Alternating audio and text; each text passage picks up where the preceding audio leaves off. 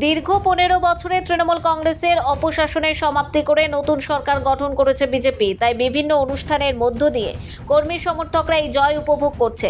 বৃহস্পতিবার রাতে জয়ের আনন্দে হুগলির কোন্নগর 20 নম্বর ওয়ার্ডে নেতৃত্বে বিরাট এক প্রীতিভোজের আয়োজন করা হয় এদিনের অনুষ্ঠানে।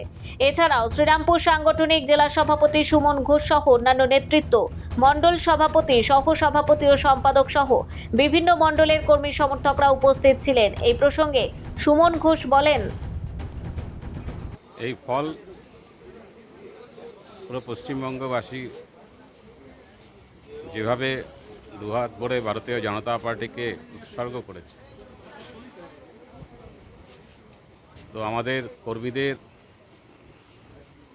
দিনরাত পরিশ্রম আর তার সাথে সাথে মানুষের আশীর্বাদ 26-এ বিপুল জয়কে এগিয়ে নিয়ে গেছে।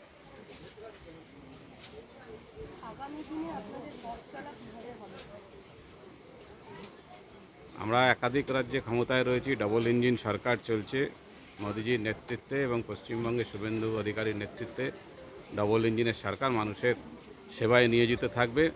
মানুষের আর্থিক সামাজিক উন্নয়নকে এগিয়ে নিয়ে যাওয়া এবং পশ্চিমবঙ্গের ডেভেলপমেন্টকে এগিয়ে নিয়ে যাওয়ার একমাত্র লক্ষ্য আমাদের।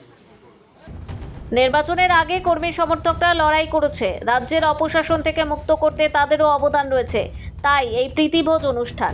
এই প্রসঙ্গে কোন্নগর মণ্ডল 4-এর সাধারণ সম্পাদক সুকান্ত হালদার বলেন, এই তো আমাদের এই যে প্রোগ্রামটা হচ্ছে, এটা মাছে ভাতে বাঙালি, সুতরাং মাছ ছাড়া যে বাঙালি চলে না এটা তার প্রমাণ।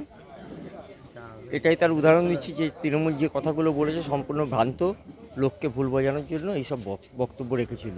তো আমরা কিন্তু সেটারই প্রমাণ দিচ্ছি জনগণের সামনে। আর এখানে প্রচুর লোক আম পাবলিকও রয়েছে যারা কোনো রাজনীতি করতো না, একদম নর্মালভাবে তারা এসছে।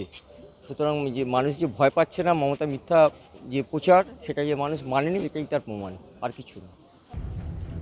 অনুষ্ঠানে দলীয় উচ্চ নেতৃত্ব সকল কর্মী সমর্থকদের একসঙ্গে মিলেমিশে কাজ করার পরামর্শ দেন।